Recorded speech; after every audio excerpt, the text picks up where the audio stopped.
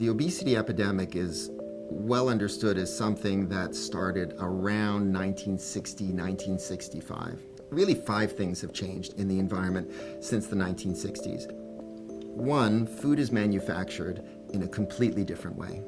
Manufactured to maximize the pleasure response. Foods that are beautifully balanced in sugar, fat, and salt to maximize the hedonic pleasure experience, the opioid, endorphin-based response that we feel from tasty food.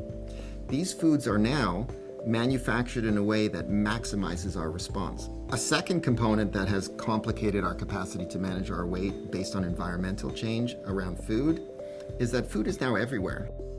I'm guessing that a hardware store in 1950 had a cash register, and you took your hammer and you gave them cash and you bought it and you just left, and there weren't rows of chocolate bars. But that's just not the case now. Another change in the environment is portion sizes.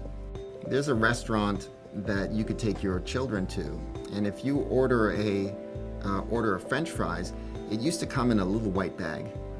And now, if you just order an order of French fries, it's the equivalent of 2.5 of those small white bags. So that means that you're ordering 2.5 orders of French fries compared to what you would have ordered, say, in the 1950s or in the 1960s. So portion sizes clearly have exploded.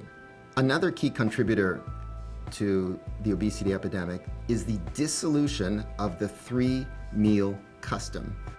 I don't know if you know this, but back in the 50s, humans ate 3 times a day. They ate at breakfast, at lunch, and at dinner. And they often sat at a table with other people. And it was extremely uncommon for individuals to eat outside of that 3-meal custom. Today, I'll be doing a lecture at the medical school, and there are students that are sitting, reaching into paper bags, eating food as I'm talking to them, walk into a law firm at 10:30 in the morning for a meeting, and the table is filled with food. And so now we have a breadth of cues in our environment that are going to steal our attention and make us think about food. That's been a real big change, the dissolution of the 3-meal custom. A last change in the food environment I call health washing. You'll walk into a grocery store today and you'll see a loaf of bread. And on the loaf of bread, on the front of it is a farm. And there's also a family, and they're at the top of a mountain, and they're all thin, and there's wind in their hair. And there's claims on the front of this that says a good source of fiber and all natural multi-grain bread. And then when you flip it around and you look at, say, the amount of fiber, it's only 1 gram. There's labels on the front that make an individual think that they're making a healthy choice while they're not.